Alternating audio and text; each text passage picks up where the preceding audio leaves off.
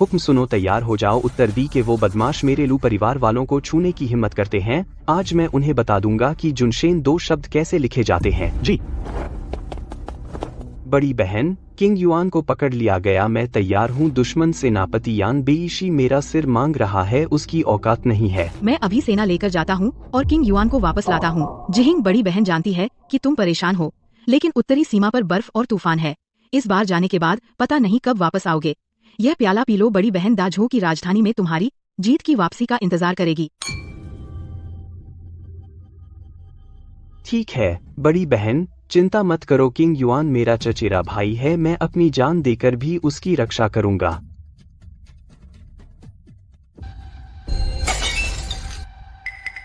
यह शराब। बड़ी बहन तुम।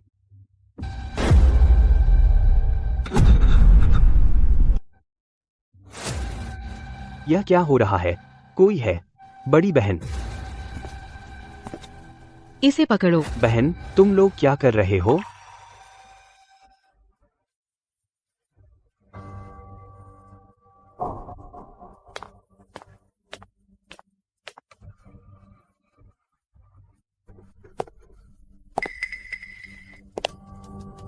दूसरी बहन, तीसरी बहन, तुम लोग क्या कर रहे हो? जल्दी से मुझे छोड़ो। किंग युआन और इंतजार नहीं कर सकता। यान बेईशिन वो पागल औरत कुछ भी कर सकती है। मुझे जाकर बचाना है। तुम लोग मुझे छोड़ दो। जहिंग, हमें मत दोष दो। किंग युआन का कुछ नहीं होना चाहिए। किंग युआन कमजोर है।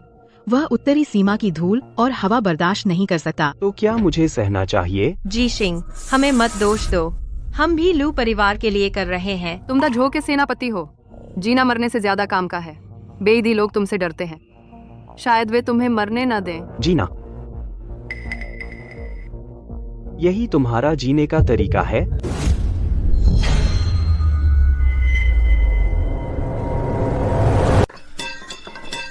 जीशिंग, सो जा। तुम चैन रखो। जागने पर किंग युआन भाई वापस आ जाएगा।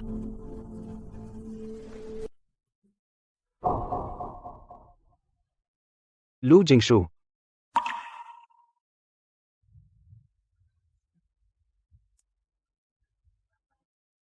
तुम लोग पछताओगे।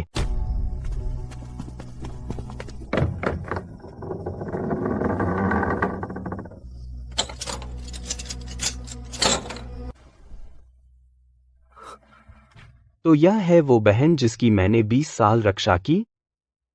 मैं ऐसे ही अपने ही कमरे में कैद एक बेकार इंसान बन गया।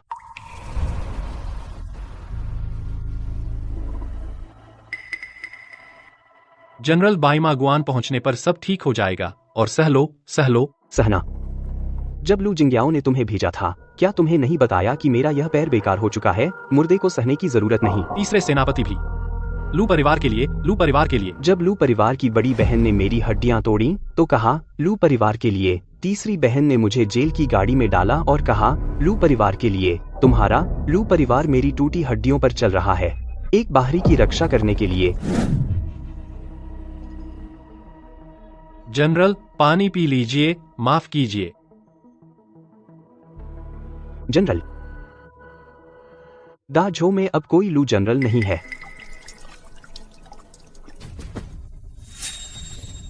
तू तीसरी बहन का विश्वास पात्र है। उसने तुम्हें मुझे भेजा क्योंकि उसे पता था तुम सुनोगे। जनरल, मैं तो सिर्फ आदेश मान रहा हूं। मैं तुमसे नफरत नहीं करता। एक आदेश मानने वाला साया मेरी नफरत के लायक नहीं। मेरी नफरत सब मेरी अच्छी बहन के लिए है।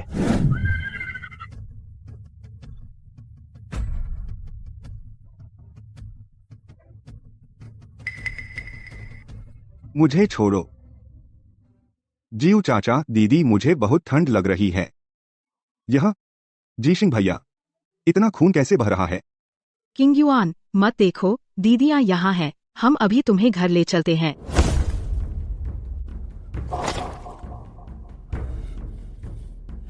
लू जिहिंग, 3 साल पहले लोगू घाटी की लड़ाई में जब तुमने मेरे 10,000 सैनिकों को मारा था, क्या तुमने कभी सोचा था कि तुम्हारा भी यह दिन आएगा?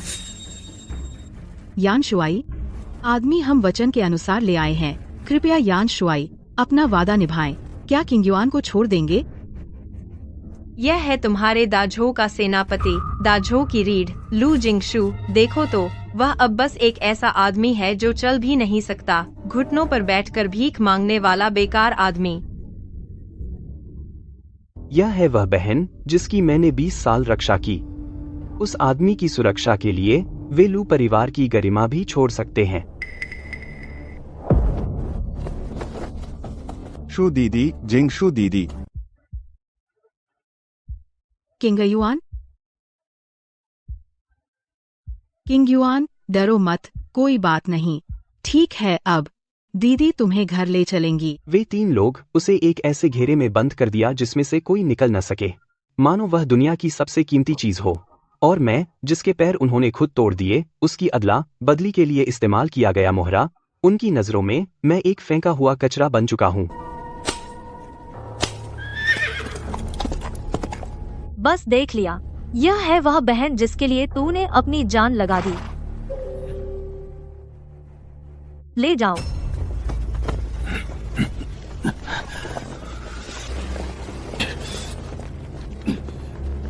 लू जिंगशू, लू जिंग्यू, लू जिंग्याओ।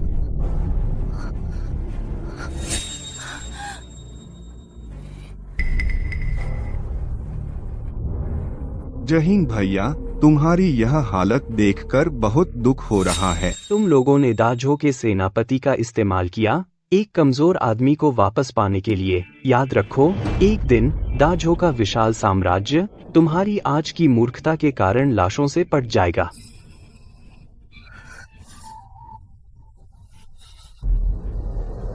उसे ले जाओ, अभी ले जाओ। चलो।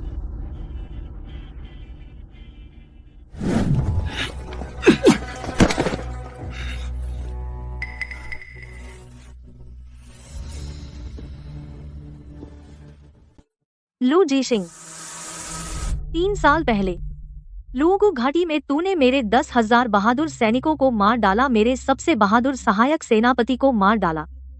उस दिन हवा और रेत के बीच मैंने कसम खाई थी, जब तक मैं यान बेक्सी में सांस ले रही हूँ मैं तुझे जरूर मरने से भी बदतर जीवन दूंगी। अपनी अब की हालत देख दाझो का योद्धा देवता। अब मैंने कर दिखाया।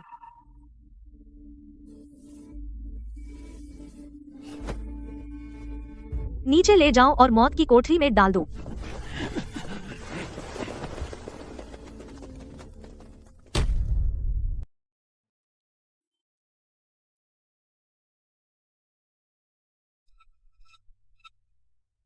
लू महासेनापति, आज कैसा लग रहा है? चीख। लू जीशिंग, मैं तुझे चीखते हुए सुनना चाहती हूँ। तू बहुत सहनशील है ना? मुझसे भीख मांग, बस मुझसे भीख मांग, बस इतना कह कि तू लू जीशिंग बेकार है, मैं तुझे तुरंत मौत दूंगी।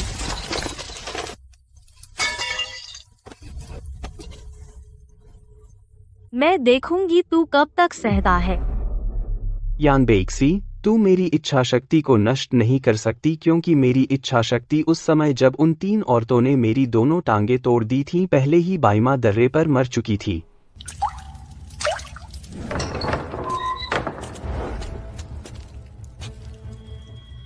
लू जीशिंग, 1 महीना हो गया, क्या तेरी ये हड्डियां अब तक सड़ी नहीं है?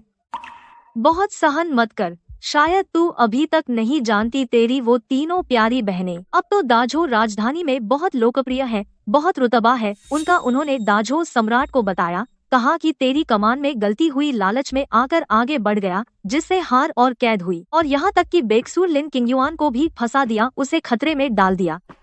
और वे, उनके कहने के अनुसार, वे मुसीबतों से नहीं डरते थे, दुश्मन के अड्डे में घुस गए, मेरे साथ 7 दिन और 7 रात लड़ते रहे, आखिरकार अपनी असाधारण हिम्मत और योजना से बंदियों को छुड़ाने में सफल हुए, महान झो की आखिरी इज्जत बचा ली। अब पूरा दरबार उनकी बहादुरी और बुद्धिमानी की तारीफ कर रहा है, गहरा प्यार और निष्ठा।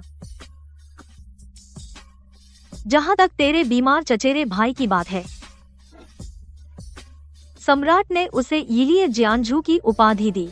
तो यह थी उनकी पूरी योजना। मेरी टांग तोड़ी गई ताकि लिन किंगयुआन को वापस लाया जा सके, मुझे जेल में डाल दिया ताकि मैं हमेशा के लिए चुप रहूं। वे सिर्फ मेरी जान ही नहीं चाहते थे, बल्कि मेरी प्रतिष्ठा भी बर्बाद करना चाहते थे। मेरे खून और मांस पर पैर रखकर मेरी गरिमा को रौंदते हुए अपने उन्नति का रास्ता बनाना। सच में मेरी प्यारी बहनें। हाँ, यही वह नजरिया है। लू जही सिंह, तू आखिरकार समझ गया। जब मैं बाहर निकलूंगा मैं तुम सबको दिखा दूंगा कि पछताना क्या होता है।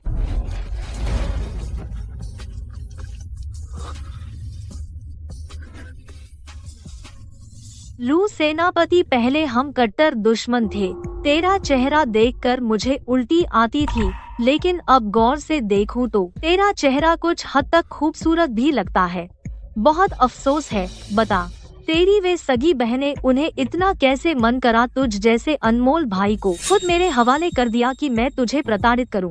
क्या तुझे अपनी बहनों का ख्याल आ रहा है, या फिर तू अब भी सोच रहा है कि वे तुझे बचाने आएंगे?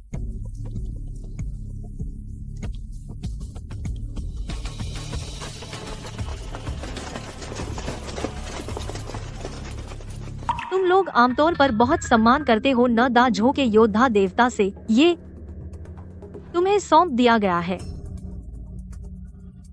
याद रखना, हमारे योद्धा देवता का अच्छे से स्वागत करना, कोई लापरवाही नहीं, वरना तुम सबको जवाब देना होगा। भाइयों, यह तो दा झो का सेनापति है। चलो इस पर अपना गुस्सा निकाल लें, उसे खूब तड़पाएंगे। तुम सोचते भी नहीं हो, अब तो तुम कैदी हो गए हो। अभी दाजो के सेनापति का रूप दिखा रहे हो। हमेशा घमंड से भरे रहते थे, लेकिन मार खाने में बहुत सहनशील हो। अब और मत सहो, हमें सेनानायक का आदेश मिला है। बस तुम्हें अच्छी तरह प्रताड़ित करना है, गुस्सा निकालने के लिए। बस तुम चुपचाप हमारी बात मानो, तो हम तुम्हें जल्दी मरने नहीं देंगे।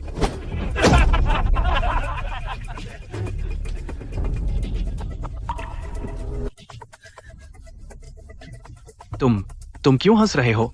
पागल हो गए हो क्या? तुम्हें क्या लगता है कि आज तुम नहीं मरोगे?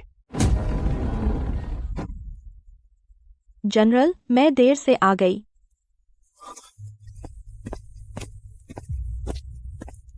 तुम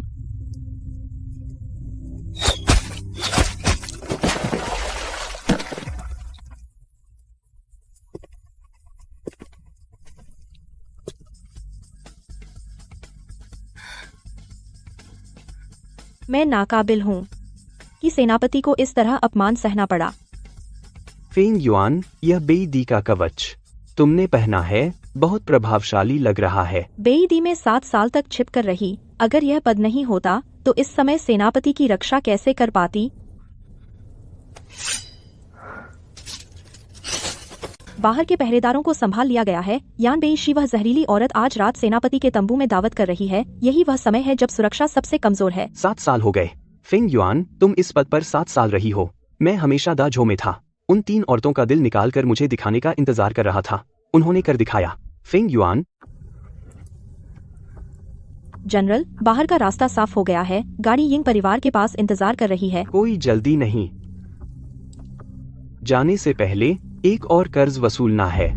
फेंग युआन। जनरल, मैं देर से आई, आपको परेशानी हुई।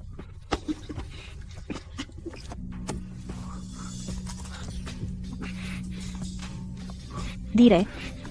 जनरल, इस कमरे में मेरे विश्वास पात्र लोग हैं। यानबेइशी के वो पागल अंदर नहीं आ सकते। धीरे धीरे खाओ, पेट भरने तक। अगला शो देखने के लिए तैयार हो? कैसा लगेगा? 7 साल हो गए। उस वक्त आपने खुद मुझे दाजो से भगा दिया था, यहाँ तक कि दाजो वालों को आपको बेवकूफ और लापरवाह कहने दिया, अपने सैनिकों को दुश्मन से मिलने दिया। मैं हर कदम डर के साथ उठाता रहा। तब मुझे लगता था कि यह देश बड़ा है, लेकिन हर जगह सड़न है। दाजो का दरबार पूरी तरह सड़ चुका है। मुझे एक बैकअप प्लान चाहिए था, लेकिन मैंने नहीं सोचा था कि वह बैकअप प्लान आखिरकार लू जीशिंग की एकमात्र उम्मीद बन जाएगा।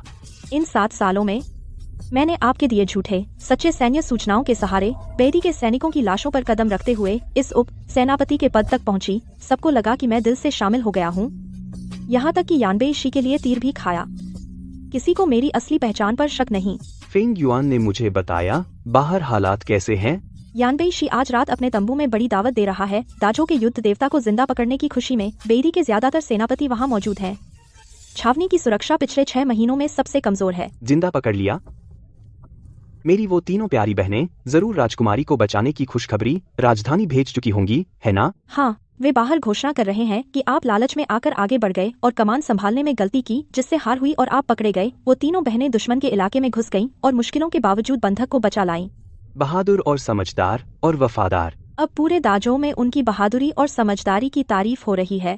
फेंग युआन, इस रोटी का स्वाद याद रखना। मुझे जीवित रहना है।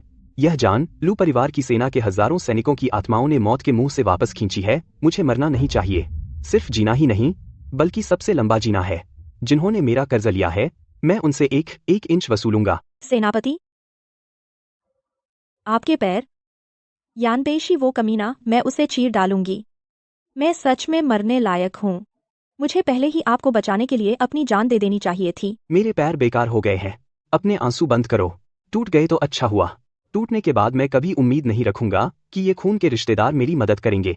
सेनापति, अधीन ने सब कुछ तैयार कर लिया है। डेरे के बाहर 3 फिदायीन तैयार हैं। जब शराब का नशा चढ़ा हुआ है, आज रात मैं आपको शहर से बाहर भेज दूंगी। डेरे से 3 मील दूर लुओगू घाटी में घोड़ा गाड़ी खड़ी है। मुझे भेज दो। फेंग युआन, क्या तुम्हें लगता है कि अगर मैं अभी जाऊं तो वे मुझे छोड़ देंगे? यानबेशी आज रात जब दावत में है तो हम उसे एक ऐसा तोहफा देंगे जो वह बर्दाश्त नहीं कर सकता। मैं चाहता हूँ तुम मुझे धकेल कर यानबेशी के पास ले चलो। क्या अभी उससे मिलने? यह तो भेड़ का शेर के मुंह में जाने जैसा है। डेरे में उसके निजी सैनिक भरे हैं। फेंग युआन, तुम भूल गई हो, यह अब तुम्हारा इलाका है। मैं व्हील चेयर पर बैठूंगा उस सेनापति के डेरे में, अपनी आंखों से देखूंगा कि मेरी तीनों प्यारी बहनें अपनी उस यीली काउंटी की महिला के लिए लू परिवार की इज्जत को कितना नीचे गिरा सकती हैं। अधीन समझ गई है। जब सेनापति नाटक देखना चाहते हैं तो अधीन आपके लिए मंच सजाएगी। इस उत्तरी डेरे में फेंग जो कहती है उन्हें सुननी पड़ेगी। फेंग युआन, याद रख, यह बदबू मेरे कल के शिखर पर चढ़ने की सीढ़ी है। अधीन समझ गई। भले ही सेनापति के पैर काम न करें, आप हमेशा लू परिवार की सेना के इकलौते आत्मा रहेंगे। फेंग युआन, तुम्हें दुखी होने की जरूरत नहीं है। पैर खराब हो गए, दिमाग तो है। जब तक यह दिमाग काम करता है मैं यह साम्राज्य खुद वापस ले सकता हूँ। सेनापति, मैं बस यही चाहती हूँ कि आप सुरक्षित रहें।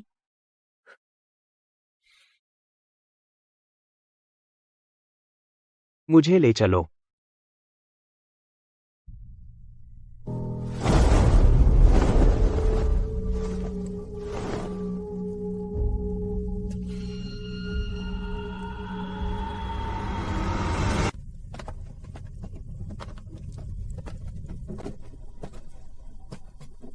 यानबेशी की आज रात की दावत उसकी जिंदगी की आखिरी मीठी शराब है।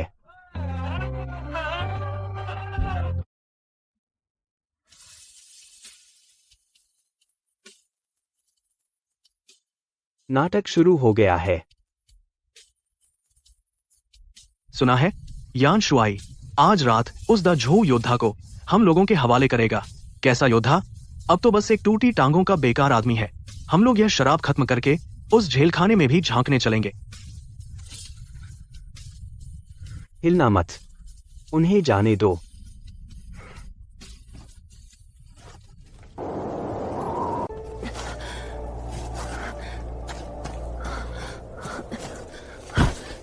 जनरल, हम बाहर आ गए हैं। आप आजाद हैं।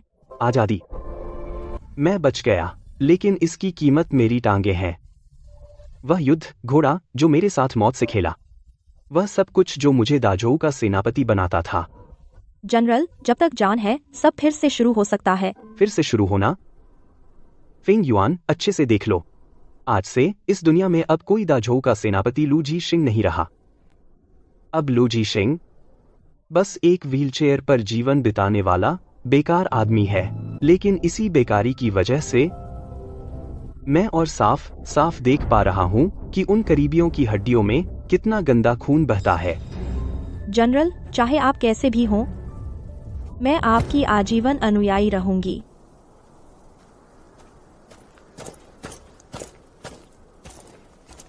जनरल, बिल्कुल वैसा ही हुआ जैसा आपने सोचा था। वे तीनों लू भाई सच में बेकार निकले। उन्होंने बाई माँ गांव की रक्षा आपकी जगह करते हुए ये 6 महीने पूरे उत्तरी सीमा पर मजाक बन गए। 6 महीने में लगातार 3 शहर खो दिए।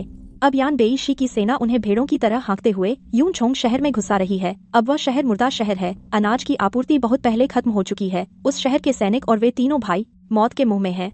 उन्होंने राजधानी से मदद मांगी? हाँ, मांगी है। बस मांगी ही नहीं बल्कि रो कर मांगी है। पिछले 15 दिनों में उन्होंने 7 बार दूध भेजे हैं। भारी इनाम के लालच में उन्होंने जान पर खेलकर संदेश राजधानी पहुंचाने की कोशिश की। वे 7 दूध? सब हमारे लोगों ने रोक लिए। उनके द्वारा लिखी गई हर मदद की चिट्ठी अब यहाँ है, और वे दूध इस घाटी में बेर के पेड़ों की खाद बन चुके हैं।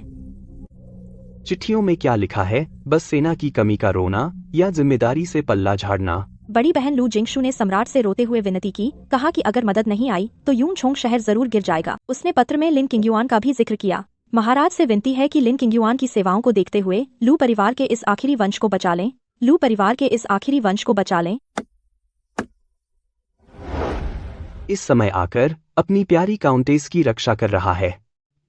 जब मदद का संदेश बाहर नहीं भेजा जा सकता तो यूनझोंग शहर में वे बहुत बेचैन होंगे। शहर में अनाज और चारा खत्म हो गया, जड़ें और पेड़ की छाल तक खत्म होने वाली है। वे तीनों अब शायद तलवार उठाने की ताकत भी नहीं बची। बाहर हवा तेज है, मैं आपको अध्ययन कक्ष में ले चलती हूँ।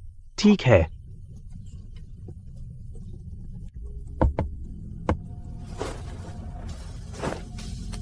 जनरल, इस आधे साल में उत्तरी जंगली जनजाति ने जो धन दिया था, आपके आदेशानुसार सब बांट दिया गया है। दुनिया में ज्यादातर लोग लालची होते हैं। बस पैसे काफी दो। तथाकथित महान जो के आत्मघाती योद्धा पैसे के लिए कुछ भी करने वाले कुत्तों से ज्यादा कुछ नहीं। तुम्हारे नाम पर उत्तरी जंगली जनजाति में रास्ते के सभी चौकियों को खरीद लिया।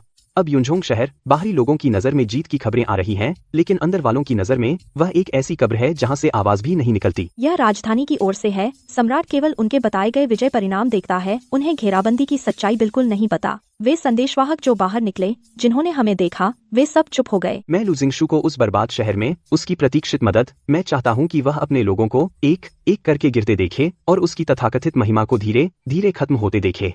मैं लू जिंगशु को उस बर्बाद शहर में निराशा में दिन रात उसकी प्रतीक्षित मदद का इंतजार करते हुए, मैं चाहता हूं कि वह अपने लोगों को एक एक करके गिरते देखे और उसकी तथाकथित महिमा को धीरे धीरे चूर होते देखे।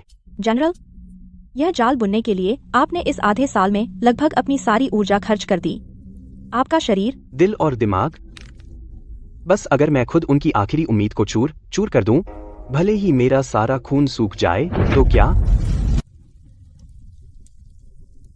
वे मेरा कर्ज चुकाते हैं। अब चुकाने का समय आ गया है। राजधानी में कोई हलचल है? जैसा आपने अनुमान लगाया था वैसा ही हुआ। यूनछोंग शहर के लगातार 3 शहर खोने की खबर राजधानी पहुंच गई। सम्राट बहुत गुस्से में है। मेज पर याचिकाओं का पहाड़ लगा हुआ है। सभी लू परिवार की 3 बहनों के खिलाफ है, जो अपने कर्तव्यों का पालन नहीं कर रही हैं। शाही फरमान आ चुका है। बड़ी बहन लू जिंगशु को दोष मिटाने के लिए कार्य करने का आदेश दिया गया है। अगर वे यूनझोंग शहर नहीं जीत पाती हैं, तो उनके परिवार की सारी शान शौकत खत्म हो जाएगी। तो हमारी येलिए जियांजू कहाँ है? वह क्या कर रही है? लिन किंगयुआन वो येलिए जियांजू, अब तो वो राजधानी के लोगों की नजरों में जीवित देवी बनी हुई है। वो रोज महल के द्वार पर लंबे समय तक घुटनों के बल बैठता है, कहता है कि वो 3 बहनों के लिए माफी मांग रहा है। सुना है कि उसका चेहरा पीला पड़ गया है। वह कई बार बेहोश हो गया, जिससे पूरी राजधानी के लेखक और कवि उसकी उच्च नैतिकता की प्रशंसा में कविताएं लिख रहे हैं। ऐसा है? वह अभी भी अभिनय में माहिर है। दिखावटी ढंग से घुटने टेकता है और पूरे दरबार की सहानुभूति हासिल कर लेता है और लू परिवार की 3 बहनों को आग के पिंजरे में बांध देता है, उसके लिए अपनी जान देने के लिए। अच्छा है, जब वह ऊंचे पद को इतना पसंद करता है तो उसे और ऊपर चढ़ने दो। आखिरकार जितना ऊपर खड़ा होगा, गिरने पर हड्डियों के टूटने की आवाज उतनी ही मधुर होगी। Feng yuan. जी साहब। एक व्हीलचेयर तैयार करो। जनरल, आपके पास जो है वह नहीं है। सबसे अच्छी नान लकड़ी से बनी होनी चाहिए। लकड़ी का दाना बारीक हो, पॉलिश एक समान हो। यह सामग्री शाही भेंट के लिए उपयुक्त है। और एक पत्र तैयार करो। मैं अपनी 3 अच्छी बहनों को खुद लिखूंगा। जी, मैं अभी करती हूँ। आधा साल हो गया। शायद वे समझते हैं कि मैं उत्तरी जंगली जनजातियों की अराजक सेना में मर गया। अब उन्हें एक बड़ा तोहफा देने का समय आ गया है। बड़ा तोहफा आने वाला है। बहनों, इसे संभालना मत भूलना।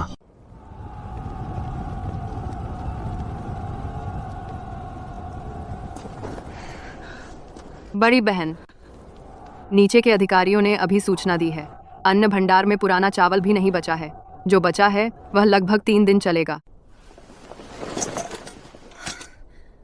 भेजे गए संदेशवाहक कहाँ हैं? बड़ी दीदी ने आधे महीने पहले भेजे थे, कल भेजे गए। अब तक एक भी खबर नहीं आई।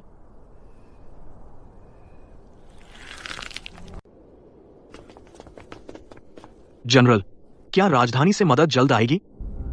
मुझे समझ नहीं आ रहा। पहले जब लू शींग था यान बेशी की रणनीति इतनी चालाक नहीं थी। अब उत्तरी दी सेना क्यों अचानक इतनी बहादुर हो गई? और वो चालें, बड़ी दीदी, हमने दाली मंदिर और एम्प्रेस गार्ड में जो हथकंडे सीखे वो कागज की तरह क्यों फट रहे हैं, एक झटके में टूट जाते हैं। क्या यान बेशी सच में इतना मजबूत है या हम सच में उससे कमतर हैं? लेकिन मदद कहाँ है? वो लाखों की लू परिवार की सेना है। आधे महीने हो गए, कोई हलचल क्यों नहीं?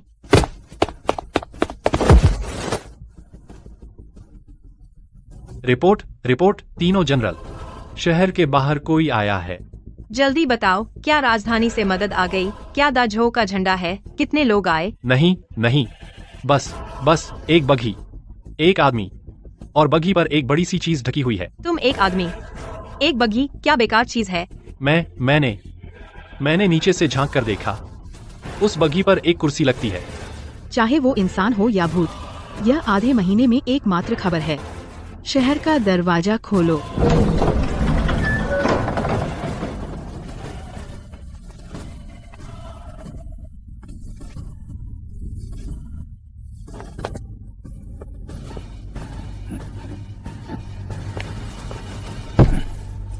तुम कौन हो? बग्घी में क्या है?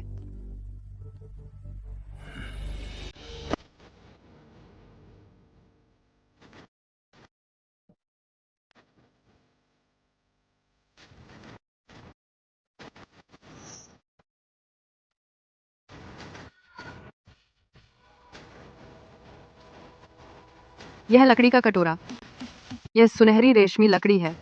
यह वो लकड़ी है जो सिर्फ शाही भेंट में इस्तेमाल होती है। बुरा सपना, वो सपना सच था। बड़ी दीदी, मैं हर रात व्हील चेयर की आवाज सुनती हूँ। यह शीयिंग है। तीनों जनरल, अंदाजा लगाने की जरूरत नहीं। मेरे मालिक ने मुझे यह चीज और यह चिट्ठी खुद आप लोगों को देने को कहा।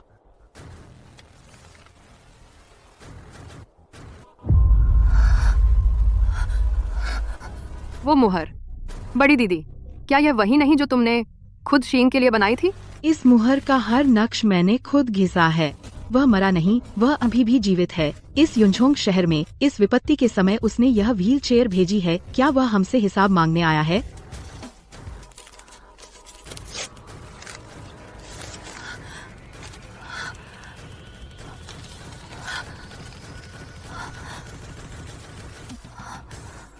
दीदियों, आप सब ठीक तो हैं?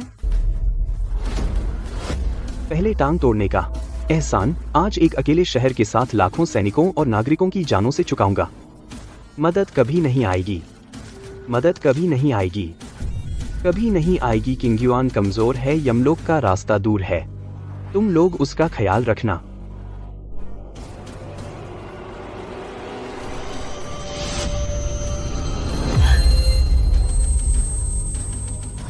बड़ी दीदी, बड़ी दीदी, बड़ी दीदी, बड़ी बहन, बड़ी दीदी, जागो बड़ी दीदी।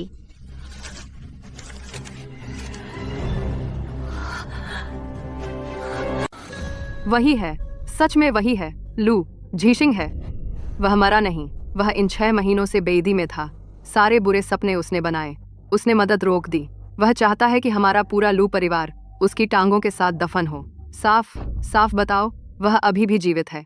ऐसी कालकोठरी में बेदी के उन बेरहम लोगों के हाथों वह कैसे जीवित रह सकता है? मेरे मालिक का संदेश पहुंचा दिया गया है।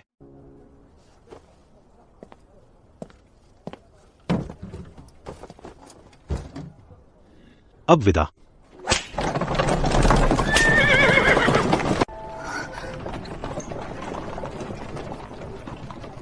जनरल, उन्होंने कहा यह मालिक का पत्र है। लू जुनशेन सच में अभी मरे नहीं है। मरा नहीं तो क्या हुआ? उसने सारे रास्ते काट दिए।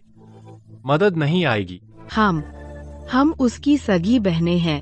सगी बहनों ने 6 महीने पहले बायमा गुआन के नीचे हमने अपने हाथों से उसकी दोनों टांगें तोड़ दी, उसे कचरे की तरह बेदी के शिविर में फेंक दिया। उस पल हम उसका दिल पहले ही निकाल चुके थे। हम तो उसकी सगी बहनें हैं। वह जाल 6 महीने पहले ही बिछा दिया गया था। हमारे इन दिनों के सारे संघर्ष, सारी उम्मीदें, ये सब उसकी बनाई हुई चाल थी। मौसेरी दीदी, बड़ी दीदी, यह क्या हो गया? बाहर अफवाह है कि बेदी हमला करने वाला है, मदद आखिर कब आएगी? जिंगयुए दीदी, आप लोग कुछ तो बोलो। अभी वह संदेशवाहक कौन था? क्या राजधानी से खबर है? क्या हम घर जा सकते हैं? जिंगयुए मौसेरी दीदी, तुम मुझे ऐसे क्यों देख रही हो? मुझे बहुत डर लग रहा है। डर? किंग युआन, तुम्हें सच में डरना चाहिए, बस तुम्हारी इस काया को बचाने के लिए। हमने अपने हाथों से लियू परिवार की रीढ़ तोड़ दी। अब वह वापस आ गया है। वह अपनी टांगे वापस लेने आ रहा है और हम सबकी जान ले लेगा। किंग युआन, तुम कहो, हम उसे क्या देंगे?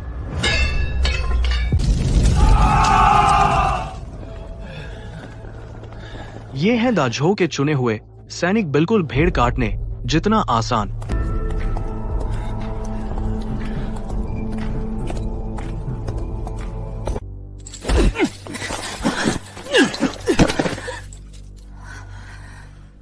तुम्हारे दाझो के बड़े अफसर मेरी बेईदी की सेना के सामने बस इतने ही हैं। लू जिंगशु, देखो इस पूरे शहर का खून, सच में मैं तुम्हें कैसे धन्यवाद दूं। अगर 6 महीने पहले नहीं होता, तुमने खुद अपने हाथों से विकलांग कर दिया था उस जिस लू झीशिंग ने बेईदी को चैन से नहीं रहने दिया। अगर तुमने खुद उसकी दोनों टांगे नहीं तोड़ी होती तो मैं कैसे इतनी आसानी से यूजोंग शहर ले पाती। 10 लाख सैनिक और नागरिक, 10 लाख जाने, लू दा लीसी किंग इस पूरे शहर की जाने। इसका श्रेय तुम्हारी टांगे तोड़ने के काम को जाएगा।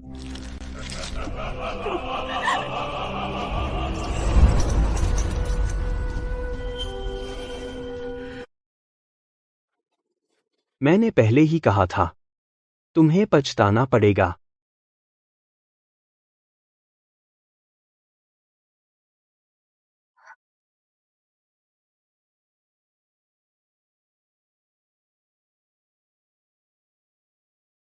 यह जीशिंग सच में तुम हो?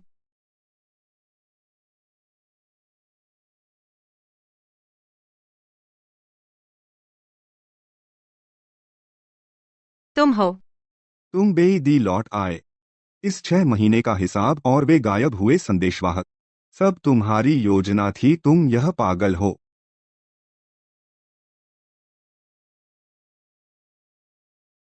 फेंग युआन, मुझे वहां ले चलो। मैं हमारी शियानजू महोदया को करीब से देखना चाहता हूं।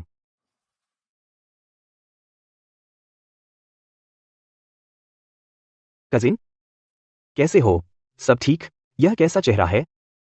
6 महीने पहले बाई माँ गुआन के नीचे, जब मुझे कैद में डाला गया था, तुम तो ऐसे नहीं हंस रहे थे। मेरा कोई झीशिंग भाई नहीं है, यह बड़ी बहन और उनका विचार था। मैं तो एक कमजोर और बेकार आदमी हूं, मेरा कुछ नहीं चलता। तुम किससे डरते हो? चिंता मत करो, मैं तुम्हें नहीं मारूंगा।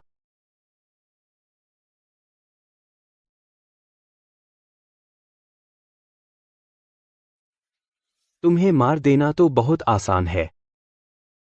वह आरामदायक मौत तुम लायक नहीं हो। यान शुआई, क्या ये लोग मुझे दे दिए जाएं?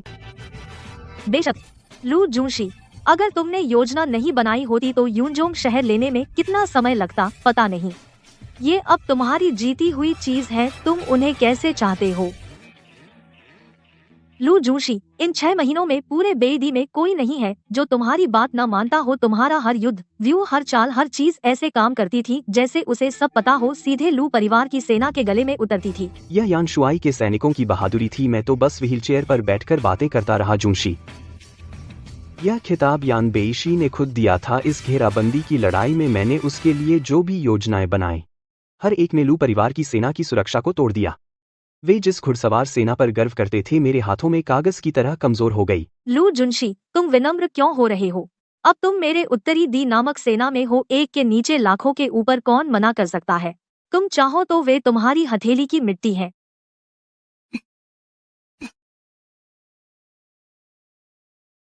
यान जनरल, शुक्रिया मुझे स्वीकार करने के लिए। मेरी प्यारी बहनों, 6 महीने बाद मिले यूनझोंग शहर में भूख का ये दर्द कैसा लगा? तुम्हें मेरा शुक्रिया अदा करना चाहिए कि मैंने तुम्हें ये 6 महीने और जीने दिया, वरना तुम कैसे देख पाती कि जिस देश की तुमने रक्षा की वो तुम्हारे हाथों टुकड़े टुकड़े हो रहा है। आज से तुम तीनों अब लू परिवार की नहीं रहीं। मैं जो सम्राट को पत्र लिखूंगा ताकि तुम तीनों युद्ध अपराधियों को परिवार के रिकॉर्ड से हमेशा के लिए हटा दिया जाए। आज के बाद शहीदों के मंदिर में तुम्हारे लिए जगह नहीं होगी। तुम्हारे नाम देशद्रोहियों के रूप में हमेशा के लिए व्हाइट हाउस पास की दीवार पर ठोंक दिए जाएंगे और जो के सभी लोग तुम्हें कोसेंगे हवा में सड़ती लाशें। जीक सिंह, तुम ऐसा नहीं कर सकते प्लीज, तुम ऐसा नहीं कर सकते जीक सिंह। हम तुम्हारी अपनी बहनें हैं, हमारे रगों में एक ही खून बहता है, हमारी हड्डियां टूटी हैं लेकिन नसें जुड़ी हैं। तुम हमें कलंक के खंबे पर कैसे ठोंक सकते हो? हमसे गलती हुई, हम सिर्फ किंग युआन को बचाना चाहते थे, हम तुम्हें मरवाना नहीं चाहते थे। जीक सिंह, हमारे मृत माता पिता की कसम, हमें माफ कर दो। जब तुमने मेरे पैर तोड़ दिए और मुझे कूड़े की तरह दुश्मन को सौंप दिया, क्या तुम्हें याद था कि मैं तुम्हारा छोटा भाई हूँ? राजधानी में तुमने मेरी बदनामी की, कहा कि मेरी कमान गलत थी, लालच में आगे बढ़ा, मेरे सभी कारनामे चुरा लिए। जब मैं शोहरत और ऐश्वर्य में डूबा हुआ था, क्या तुमने कभी सोचा कि मैं उत्तरी दी की अंधेरी नम जेल में मौत से भी बदतर जीवन जी रहा हूँ?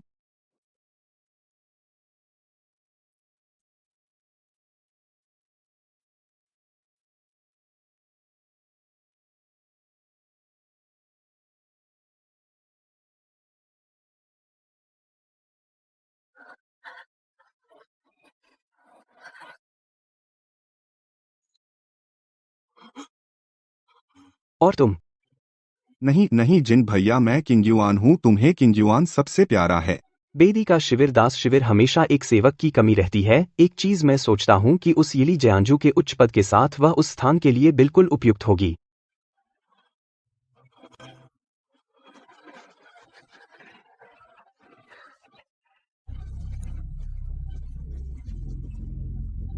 लू जुनशी ने बहुत अच्छा किया। ऐसे लोग सच में, इन्हें अस्तबल साफ करने भेज देना चाहिए।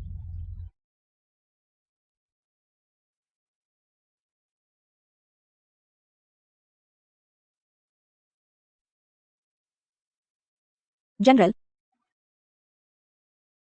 बोलिए। युनझोंग शहर में मामला सुलझ गया है। लू जिंगशु, लू जिंगयुए, लू जिंगयाओ तीनों बहनें कल ही यान बेइशी के सैनिकों ने उन्हें शहर से बाहर निकाल दिया, सीधे बाइमा पास की ओर। आपके आदेश के अनुसार यान जनरल ने उनके लिए कैदी गाड़ी नहीं रखी, तो वे पैदल गए। जंजीरें घसीटते हुए नंगे पांव रेत में रेंगते हुए गए। लू जिंगशु को ले जाते समय उसकी आवाज बैठ कई बार बार कहती रही कि लू परिवार के पूर्वज आत्माएं तुम्हें कभी माफ नहीं करेंगी। पूर्वज? फेंग युआन, तुम बताओ, उस समय उन्होंने विदाई की शराब में जहर मिलाया था और अपने हाथों से मेरी ये दोनों टांगें तोड़ दी। क्या उन्होंने कभी सोचा था लू परिवार के पूर्वजों के बारे में? ऐसी स्वार्थी और क्रूर औरतें पूर्वजों का नाम लेने लायक नहीं। वे कहते हैं कि आप विद्रोही पुत्र हैं, कहते हैं आपने लू परिवार की प्रजा को बर्बाद कर दिया, कहते हैं आपने लू परिवार की सदियों पुरानी प्रतिष्ठा को बर्बाद कर दिया। किंगयू, वह चीज जब उन्होंने एक चचेरे भाई के लिए मुझे यान बेइशी को सौंप दिया था तभी बेकार हो गई थी।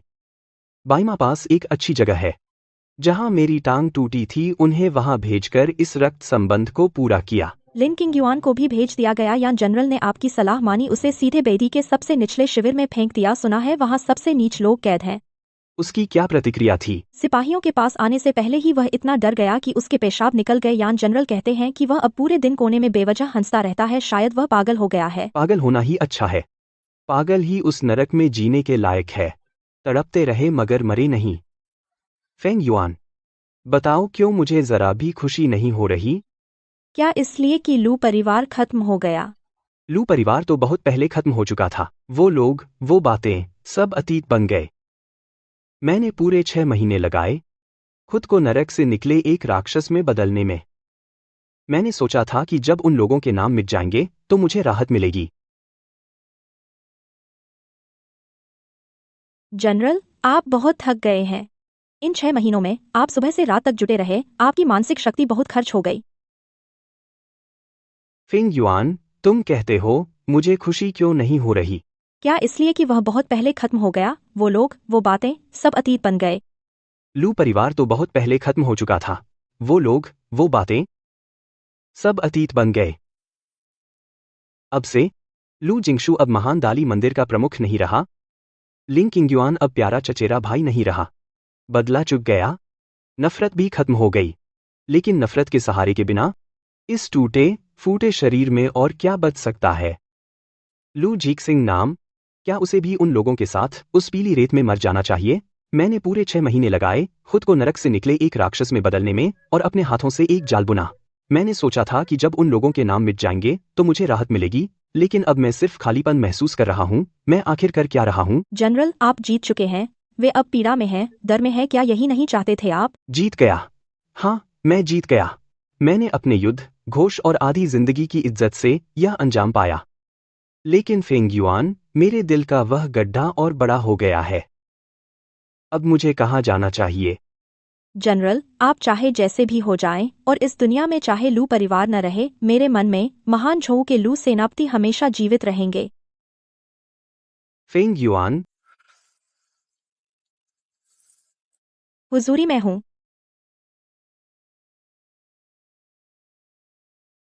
बताओ। बदला चुका लिया। अब मुझे आगे क्या करना चाहिए? महान झोऊ की लू सेना बिखर गई, अपनों की मौत मेरी ही चाल में हुई। और ये मेरी टांगें, अब तो वे बाई माँ गुआन की एक मुट्ठी रेत भी नहीं दबा सकती। फेंग युआन, बताओ, इस टूटे फूटे शरीर में अब और क्या बचा है? कुछ नहीं बचा। मेरा दिल, वह तो उत्तर दिशा के उस गंदे अंधेरे कालकोठरी में इतना जम गया कि अब उसमें कोई गर्मी नहीं बची। अब तो मुझमें नफरत भी नहीं बची। मुझे किधर जाना चाहिए? जहाँ आप जाएंगे मैं साथ चलूंगी। यह दुनिया बहुत बड़ी है, अभी वह समय नहीं आया जब जनरल को रास्ता पूछना पड़े। जो दिल मेरे पास है बहुत पहले ही बेईदी के गंदे पानी वाले कालकोठरी में जम गया था। कोई गर्मी नहीं बची, अब मुझमें नफरत भी नहीं बची। मुझे किधर जाना चाहिए? जनरल, आप किधर जाना चाहते हैं, मैं आपके साथ वहीं चलूंगी। यह दुनिया बहुत बड़ी है, अभी वह समय नहीं आया कि जनरल को रास्ता पूछना पड़े। अगर जनरल को थकान महसूस हो रही है और दाजो, बेईजी और शीयू के विशाल भूभाग को देखना चाहते हैं, तो मैं आपके पैर बनूंगी। जब तक मुझमें एक सांस है, यह व्हीलचेयर हर दुर्गम रास्ते को पार कर जाएगी। जनरल कहाँ जाना चाहते हैं?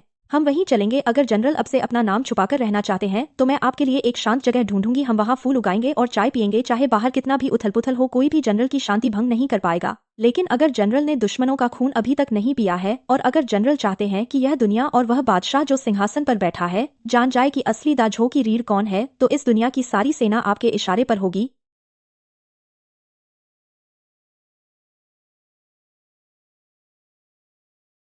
इस दुनिया की सारी सेना मेरे इशारे पर होगी। 7 साल की गुप्त गतिविधि जो मैंने बेईदी में बिछाए थे, सिर्फ आंखें ही नहीं बल्कि 30,000 आत्मघाती सैनिक भी। बस जनरल का झंडा इशारा करे, चाहे यह दुनिया ली के नाम हो या यान के, मैं जनरल के लिए यह विशाल साम्राज्य छीन लूंगी। बहुत अच्छी सेना है। फेंग युआन, अपना मास्क उतारो।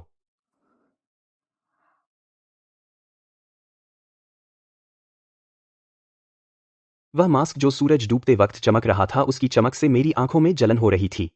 लेकिन इस ठंडी धातु के पीछे मुझे लगा जैसे मैं देख सकता हूं। नहीं, सच में देखा। वो हमेशा ध्यान केंद्रित करने वाली आंखें, हमेशा ईमानदार और यहां तक कि एक उत्साही भक्ति के साथ। हाँ फेंग युआन, तुमने सही याद दिलाया। यह रास्ता अभी खत्म नहीं हुआ। मैं कैसे भूल गया, मैं अब भी लू झीशिंग हूं। भले ही मेरे पैर न हों, जब तक मेरा यह सिर है। लू झीशिंग नाम इस दुनिया के लिए एक बुरा सपना होना चाहिए। जनरल कभी नहीं बदले। चाहे बाई माँ गुआन में दुश्मनों को मारना हो या यिन मिंगू में युद्ध रणनीति बनानी हो, चाहे पैर हो या न हो, आप मेरे लिए एकमात्र भगवान हैं। जो लोग मुझे बैमागवान में कीचड़ में सड़ते देखना चाहते थे और मुझे त्याग देना चाहते थे, उन्हें बड़ी निराशा होगी। चूंकि उन्होंने मेरे पंख खुद तोड़ दिए, तो मैं दूसरे तरीके से उड़ूंगा। मेरा युद्ध क्षेत्र अब घोड़ों और तलवारों का नहीं रहा। वह आमने सामने की लड़ाई अब मेरे लिए बहुत छोटी है। अब से यह विशाल देश मेरे मन में सिर्फ एक शतरंज की बिसात है।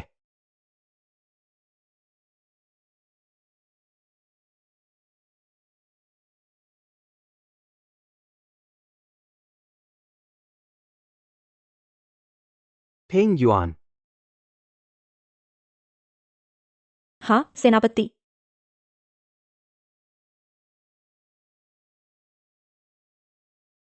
तैयारी करो, हम बेजिंग छोड़ रहे हैं। जनरल कहाँ जाने का इरादा है? बस आप एक दिशा बता दें, मैं तो मारूंगा ही और आपके लिए रास्ता बनाऊंगा। चलो जियांगनान चलते हैं। इतने सालों से बैमागवान में था, देखा तो सिर्फ रेत और खून। मैं देखना चाहता हूं जियांगनान का बसंत कैसा होता है। जी जनरल। आगे का रास्ता लंबा है, शायद अब भी कांटों से भरा हो, लेकिन मुझे पता है इस बार मैं वह अकेला और बेसहारा नहीं हूं जिसे अपनों ने मौत की ओर धकेल दिया था। वह लू जिसिंग नाम का युद्ध देवता आधे साल पहले ही बैमागुआन की उस साजिश में मर चुका था। जो बचा है वह सिर्फ लू जिसिंग है, एक ऐसा व्यक्ति जो व्हीलचेयर पर पूरी दुनिया हिला देगा और इस साम्राज्य का मालिक बदल देगा। आप धोखे में थे। हम तो बस किंग युआन को बचाना चाहते थे, इसलिए हमने सोचा आपको सबक सिखाएं। हमें लगा यान बेसी बस आपको शर्मिंदा करना चाहता है, आपके अभिमान को कम करना चाहता है, ताकि आप भविष्य में किंग युआन के साथ शांति से रह सकें। हम सच में नहीं चाहते थे कि आप मरें और न ही आपके पैर खराब हों। तो ऐसी बात है। लू जिंगशू को सबक सिखाना। तुमने उस दियांजिंग शराब में दवा डाली, अपने हाथों से लोहे की रॉड से अपने भाई की टांगें तोड़ दी, उसे दुश्मन के शिविर में भेज दिया जहां उसने गहरी पीड़ा झेली। ये सब काम तुम इसे सबक कहते हो? तुम लोग जिसे सबक समझते थे वह मुझे बेदी की सबसे अंधेरी कोठरी में लोहे से बार बार जलाया जाना, पूरे शरीर को झुलसा दिया ऐसा कि कोई अच्छी त्वचा न बची, और मेरी टूटी हुई टांगों को सड़े हुए गंदे पानी में डुबोया, यह देखने को मजबूर किया कि वे सड़ें और बदबू करें, यहाँ तक कि उनमें कीड़े पड़ गए। उस समय तुम लोग राजधानी में शराब पी रहे थे और लोगों की प्रशंसा पा रहे थे। क्या उस पल तुमने मेरी चीखें सुनी? तुम्हारा प्यार कहाँ था? तुम्हारी नैतिकता कहाँ थी? जब बड़ी बहन को दूसरों को सबक सिखाना इतना पसंद है, तो आज मैं भी तुम्हें एक सबक सिखाता हूँ। पता नहीं लू जी के ये कीमती हड्डियाँ मेरे इस सड़े हुए मांस के मुकाबले कितने दिन और टिक पाएंगी। लू जय सिंह, लू जय सिंह, यहाँ दया मत दिखा। तुम लू परिवार के बेटे हो। पिताजी ने मरने से पहले कहा था कि तुम लू परिवार का सम्मान बचाओ। अब तुम बाहरी लोगों के साथ मिलकर लू परिवार को बर्बाद कर रहे हो। तुमने अपने हाथों पुस्तकालय को जला दिया। यह तुम्हारी नाफरमानी है। सम्मान बचाना? और जब बड़ी बहन ने लोहे की छड़ से मेरी टांग तोड़ी, वह किसका सम्मान बचा रही थी? जब तुमने बाहर घोषित किया कि मैं लालची था और आगे बढ़ गया, मेरी उपलब्धियां चुराई और झूठी उपाधि यीली जयान जूड़ दी, तुम किसका सम्मान बचा रहे थे? तुम्हारा तथाकथित लू परिवार, वह जो लिंग किंगयू को बचाता है। मेरी लू जिसिंग की हड्डियों पर कदम रखकर ऊपर चढ़ने की गंदी जगह, ऐसी जगह जल जाए तो साफ हो जाती है। जय सिंह, हमें सच में लगा कि यान बेक्सी सिर्फ तुम्हें अपमानित करना चाहता है। लिन किंगयुआन ने कहा कि तुम बहुत घमंडी हो, थोड़ी तकलीफ तुम्हारे लिए अच्छी होगी, इसलिए हमने उसकी बात मान ली। तुम बदला लेना चाहते हो, उसके पास जाओ, लिन किंगयुआन के पास जाओ। बहुत हो गया। एक लिन किंगयुआन पर सब दोष डाल दो। क्या इससे तुम्हारे हाथों का खून धुल जाएगा? वह लोहे की छड़ किसने उठाई? वह शराब किसने पिलाई? उस झूठी चिट्ठी पर किसने हस्ताक्षर किए? तुम्हारा तथाकथित सबक, वह मेरे लिए उत्तरी जंगलों की सबसे अंधेरी जेल में खुद को अपंग होते देखना था।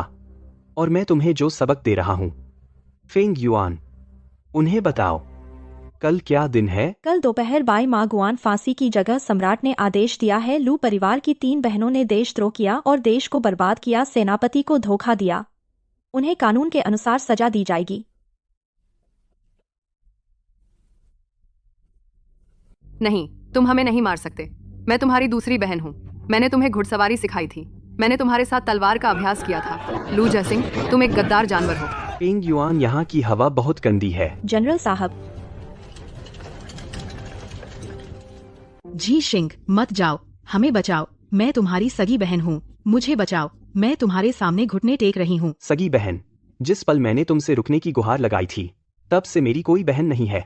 लू साहब लोग, इसी कालकोठरी में खूब मजे करो। तुम्हारे हाथों से बनी आखिरी कड़वी घूंट।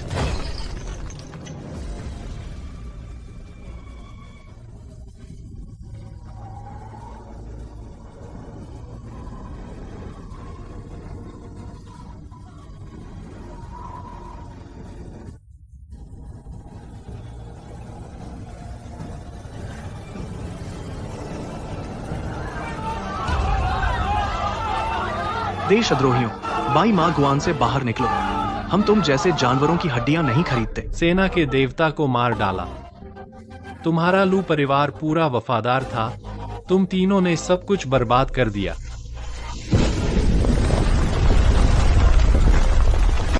लू जिंगयू, मेरे बेटे की जान वापस करो।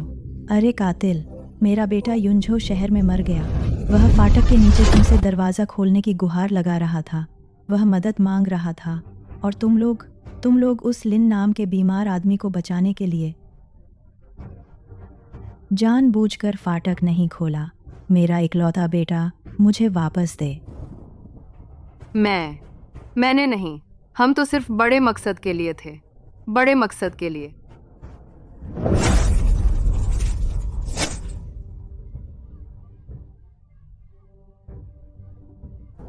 लू साहब, जब आप न्याय करते थे हमेशा कानून की स्पष्टता बोलते थे। आज वही कानून आप पर ही लागू हो गया। तुम भी मेरा मजाक देखने आए हो? अब तो तुम मजाक बनने के भी लायक नहीं हो। इन लोगों को देखो मंच के नीचे।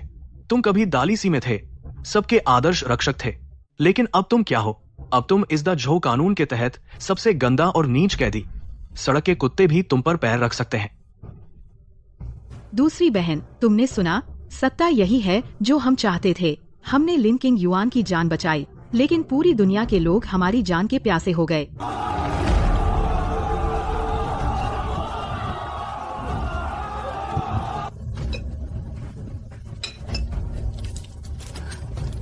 जीशिंग, मुझे और बड़ी बहन को बचाओ। जनरल लू साहब को अब आपकी अच्छाई याद आ रही है।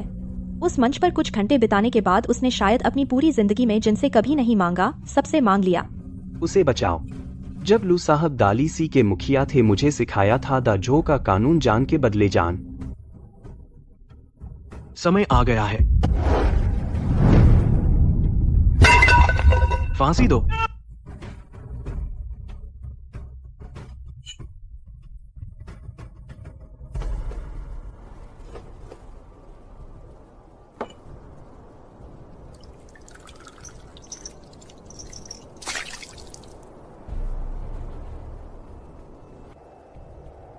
बहुत अच्छा मारा। ऐसे दुष्ट लोग इसी सजा के हकदार हैं। देखो तो, कभी शानदार रहने वाले जनरल लू आज इस हालत में पहुंच गए। संसार में उतार चढ़ाव आखिरकार किस्मत का खेल है।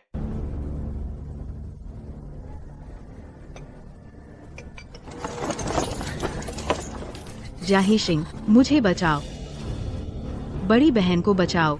जनरल की यह चर्चा राजधानी में जश्न से भी ज्यादा गर्म है। सुन लिया? वे इस नाम की सबसे ज्यादा परवाह करते थे, इस अधिकार को सबसे ज्यादा महत्व देते थे। फेंग युआन, अपने लोगों से कहो उन्हें जल्दी मरने मत देना। मैं चाहता हूं कि मरने से पहले हर पल होश में देखें अपनी सोची हुई सारी चीजें कैसे इस बदबूदार कीचड़ में बदल गई। जी हुक्म, ये 1000 कोड़े जरूर उन्हें झेलने पड़ेंगे बराबर। जनरल लिन छिंगयुआन तो डर के मारे आधे मर चुके हैं, लगातार तीनों बहनों के नाम ले रहे हैं। तो उन्हें बता दो उनकी बहनें अभी बाइमा गुआन में हैं, लोगों का प्यार पा रही हैं। यह तोहफा उत्तरी दी के गुलाम शिविर में भेज दो। उन निरीक्षकों से कहो यह द झो की सबसे प्रतिष्ठित काउंटी लेडी है, इसे सबसे भारी काम से खूब खिलाओ।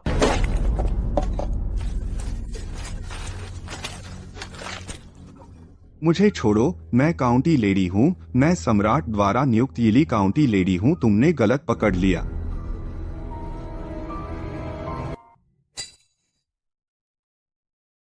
काउंटी लेडी, ये है वह बड़ी हस्ती जिसने हमारे आर्मी मास्टर को नाराज किया। यहां तुम मेहनत से काम करो।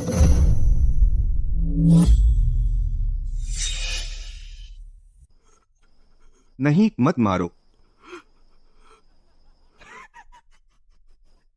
मारते हैं? हम तो तुझे ही मारेंगे। पहले तो तू बहुत चालाक था ना, अब इस हालत में आ गया है।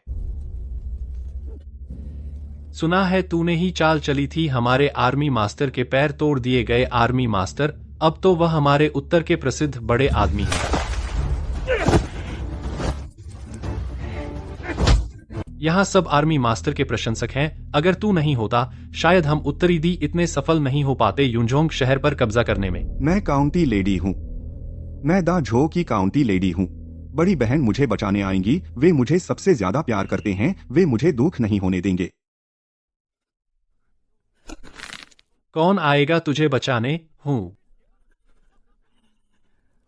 यह हमारा उत्तरी दी का इलाका है, यहाँ सबको आर्मी मास्टर की बात माननी पड़ती है। मास्टर ने खुद कहा है, काउंटी लेडी को यहाँ उत्तरी दी की मुट्ठियों का स्वाद चखना होगा।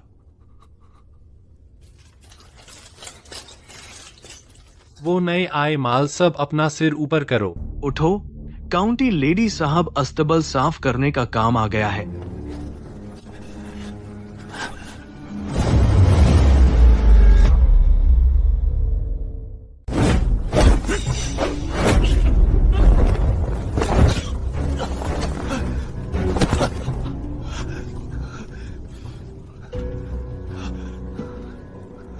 क्या मरने का नाटक कर रहे हो साहब?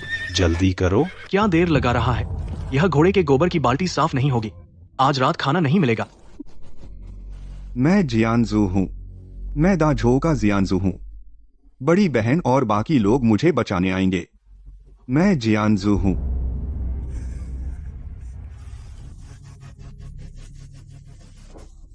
जयांजू, लू झिवांग ने जब तुझे बुलाया था तब साफ कहा था, यहाँ कोई जियांजू नहीं, सिर्फ गुलामी है। जयांजू, मैं हूँ। काम कर।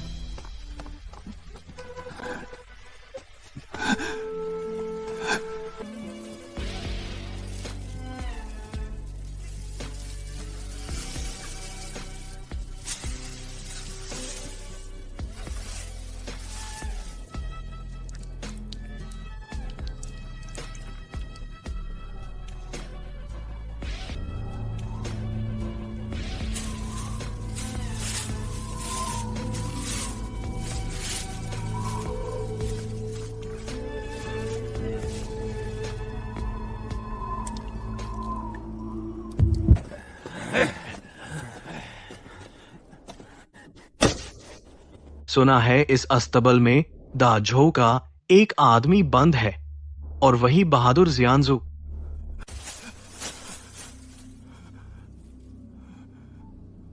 पास मत आओ, मुझे छोड़ दो। क्या तुम्हें पता है मैं कौन हूँ? लू परिवार की लाखों की सेना।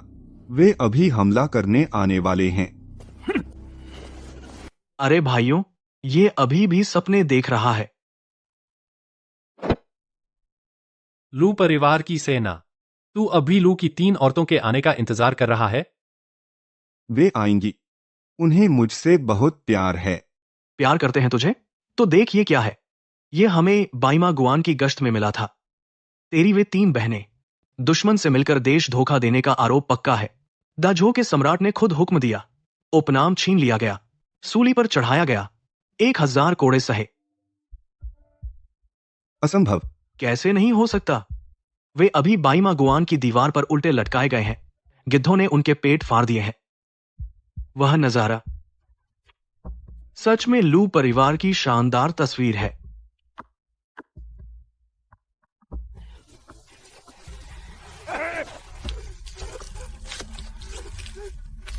जिंगशू दीदी, जिंगयू दीदी, मुझे बचाओ।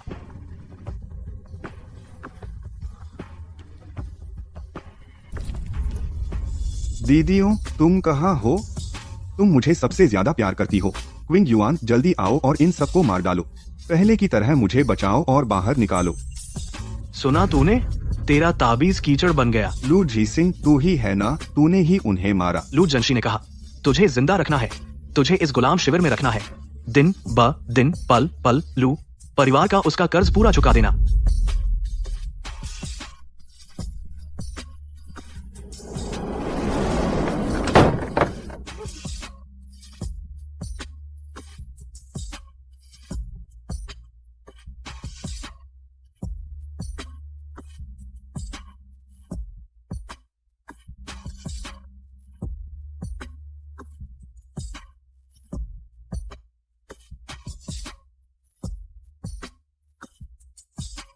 जनरल, 7 दिन हो गए। उत्तरी सीमा का सूरज बहुत तेज है और रेत तूफान भी बहुत है, और देखते रहे तो शायद आखिरी रूप भी नजर नहीं आएगा। जब मैं पहले राजधानी लौटा था, बड़ी बहन ने मेरा हाथ पकड़कर कहा था, यह बाइमा गुआन लू परिवार की जड़ है। जब तक जड़ है, लू परिवार है। जड़? लू महोदय, आप तो अच्छा बोलते हैं। उन्होंने खुद ही इस जड़ को खुद डाला। लू परिवार के हजारों सैनिकों का रास्ता बंद कर दिया। अब यहाँ लटके हैं, सच में बाइमा गुआन का हिस्सा बन गए हैं। हाँ, फिंग युआन, देखो यह जड़ सच में कठोर है। भले ही मांस सड़ जाए, हड्डियां अब भी यहाँ रेत और हवा का सामना कर रही हैं। दुश्मन से मिलीभगत और देशद्रोह, सैनिकों को मार डाला। जनरल जैसी हड्डियां उत्तर के जंगली कुत्ते भी नहीं चाटना चाहेंगे। राजधानी से 3 आदेश आ चुके हैं, पूछ रहे हैं कि लाशों का क्या करें।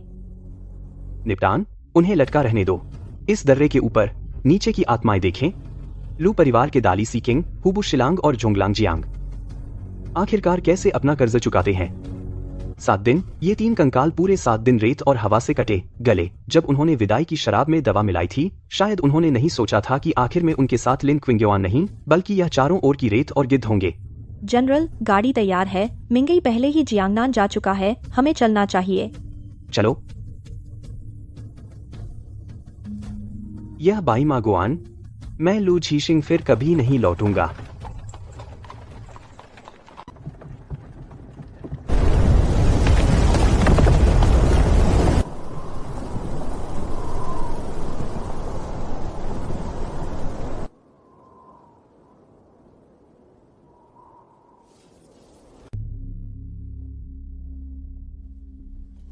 जनरल, क्या हुआ?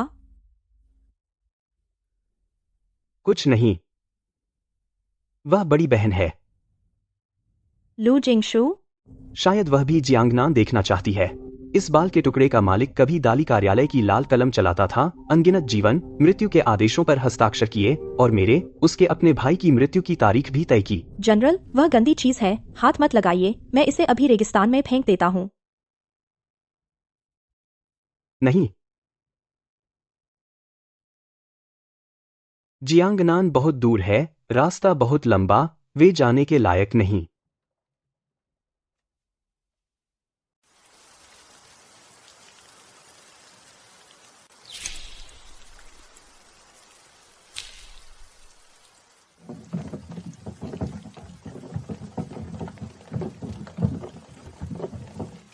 जनरल, आज की दवा में थोड़ा शांत करने वाला एंजेलिका मिलाया है। प्रसिद्ध डॉक्टर कहते हैं कि आपकी टांग की हड्डी जुड़ नहीं सकती, लेकिन अगर सही से देखभाल की जाए तो बारिश के मौसम में भी वह दर्द नहीं होगा। सच में दर्द नहीं है।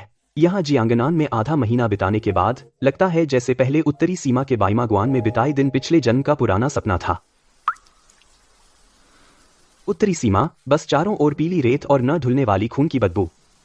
यहाँ की बारिश और फूलों की पंखुड़ियों के आगे क्या, और इस मिट्टी की खुशबू।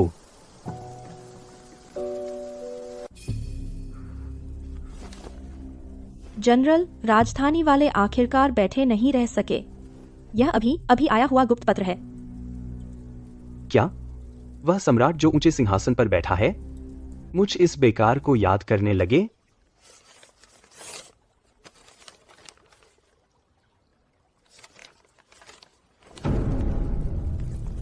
फिर से सेना का कमान लेना, पद पर बहाल करना।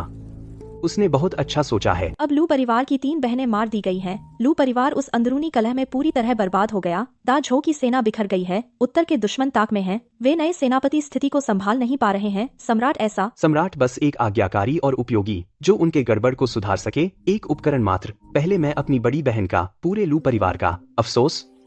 दा झो की सेना की देवी लू जहीकिंग 6 महीने पहले बाईमा दर्रे पर मर गई थी। उसके सबसे भरोसेमंद 3 बहनों के हाथों मारी गई। फेंग युआन, संदेशवाहक को जाकर कहो। जनरल, कहिए। उसे बताओ कि लू जुनिंग मर चुका है, बाईमा दर्रे के नीचे दफन है। अब जो जीवित है वह सिर्फ यह जियांगन के किनारे बारिश में चाय पीने वाला और धूप में फूल देखने वाला एक बेकार फालतू आदमी है। जी, आदेश पालन करूंगा। यह राज्य जो चाहे लड़े, चाहे वह ली हो या यान। मेरे लू जियेंग से अब कोई संबंध नहीं।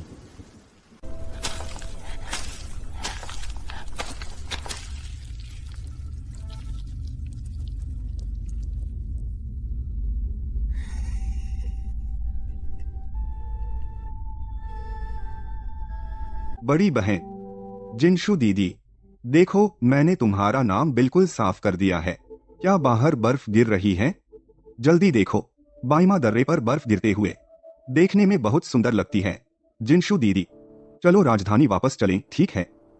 मुझे शहर के पूर्व में वांगजी की तार गोलियां खाने का मन है। तुम हर बार कहती थी कि वह दांतों में चिपकता है, लेकिन आखिर में छुपाकर मुझे खिला ही देती थी ना। तुम मुझे किंग्युआन सबसे ज्यादा प्यार करती थी ना। दूसरी बहन जिंग्यू दीदी, तुम बस वहां हुबू के बेकार हिसाबों में मत उलझी रहो। तुमने पिछली बार मुझसे वादा किया था, जब मैं जिला प्रमुख बनूंगा तो मुझे वह सबसे कीमती जेर ताबीज दोगी। तुम कहती थी मैं गोरा हूँ, उसे पहनकर मैं बिल्कुल देवदूत जैसा दिखता हूँ। जल्दी निकाल कर दिखाओ। मैं उसे पहनकर झिकशिंग भैया से मिलना चाहता हूँ। मैं उसे जलते हुए देखना चाहता हूँ। मिल गया, मिल गया, बहुत सुंदर है। जिंग्यांग, तीसरी बहन, तुम हमेशा तलवार बंदूक मत चलाया करो। तुम भी आओ देखो, क्या झिकशिंग भैया ने फिर तुम्हें नाराज किया? तुम उसकी परवाह मत करो, बड़ी दीदी ने कहा। वह मुझसे पार नहीं पा सकता, उसके दोनों पैर टूट गए हैं।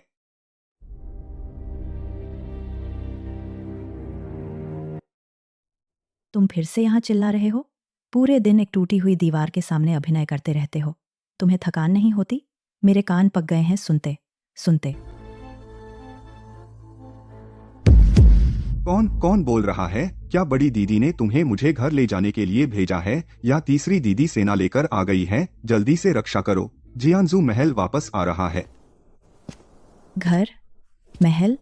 तुम इस मंदिर में 10 साल से पागल हो और अभी तक होश में नहीं आए? पूरे शहर में कौन नहीं जानता? तुम्हारी तीनों बहनें बहुत पहले बाइमा दर्रे पर मर गईं। तुम झूठ बोलते हो, तुम एक भिखारी हो। तुम क्या जानते हो? वे सेनापति हैं, वे दालिसी किंग हैं, वे दा झो की रीढ़ है। सेनापति? रीढ़? सच बताऊं, उनके साथ हादसा होने के बाद उत्तरी सीमा के लोग खुश थे। तुम्हारी बड़ी बहन को क्रूर सजा मिली, बहुत कष्ट सहे।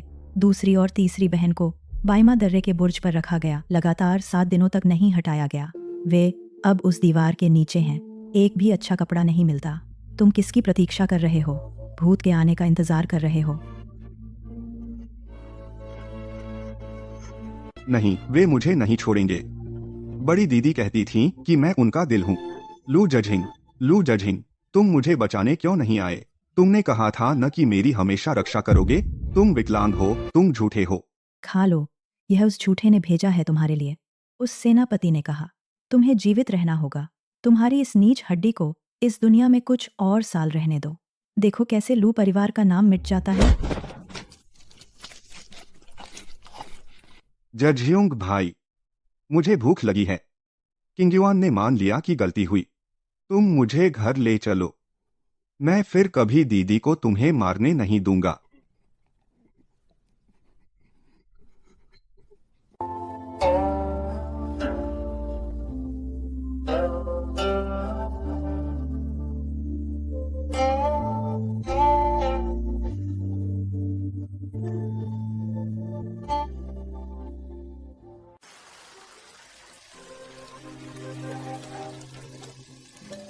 सेनापति, हवा चलने लगी है। डॉक्टर ने कहा था जियांगनान की बारिश बहुत नम होती है, आपके पैर ठंडे नहीं होने चाहिए।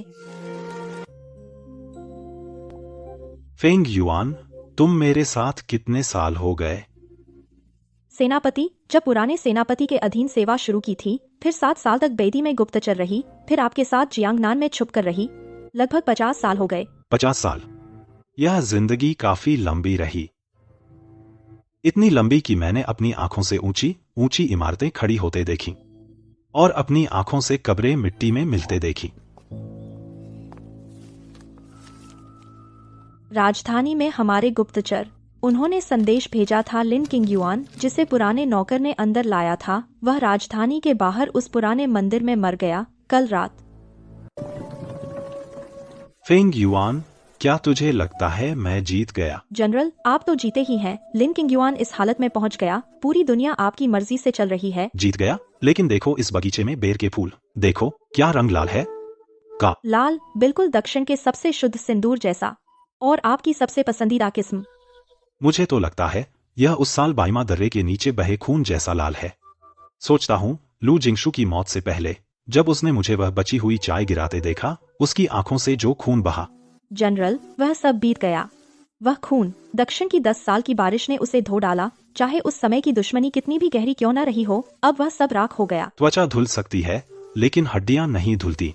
फेंग यू, क्या तू जानता है असली नरक क्या है? पहले मुझे लगता था उन्हें फांसी पर चढ़ाना, उनकी चमड़ी फटती देखना, यही बदला है, लेकिन बाद में समझ आया वह तो मुक्ति थी। असली नरक लिन किंगयुआन जैसा है। एक लंबे अंधेरे दशक में होश में रहकर अपनी उस त्वचा को देखना जिस पर उसे नाजा था, धीरे धीरे सड़ते हुए, और अपने आप को सबसे गहरी सबसे बदबूदार कीचड़ में मौत मांगते देखना। इसलिए आपने जानबूझकर उसे सिल्वर स्लेव्स के अड्डे में जिंदा रहने दिया और फिर उसे भिखारी बनने दिया। अगर उसे जिंदा न रखता तो वह कैसे समझ पाता कि कुछ लोग जब पीठ फेर लेते हैं तो फिर कभी मुड़कर नहीं देखते। अगर उसे जिंदा न रखता तो वह कैसे जान पाता कि कुछ गलतियां करने के बाद उन्हें चुकाने के लिए जिंदगी का हर पल हर सेकंड लगता है। जनरल, लिन किंगयुआन ने मरने से पहले कीचड़ में सिर रखकर आपसे माफी मांगी। माफी? वह तो भगवान का काम है। मैं लू जिशिंग सिर्फ उन्हें भगवान के पास भेजने का इंतजाम करता हूं।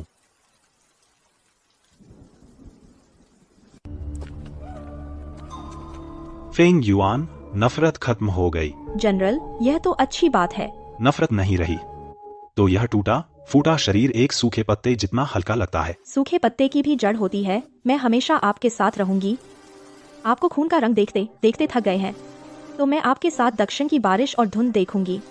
आप बाइमा दर्रे की हड्डियों की आवाज सुनते सुनते ऊब गए हैं, तो मैं आपके लिए वीणा बजाऊंगी। फेंग युआन, मुझे फिर से झील के किनारे ले चलो। जी जनरल।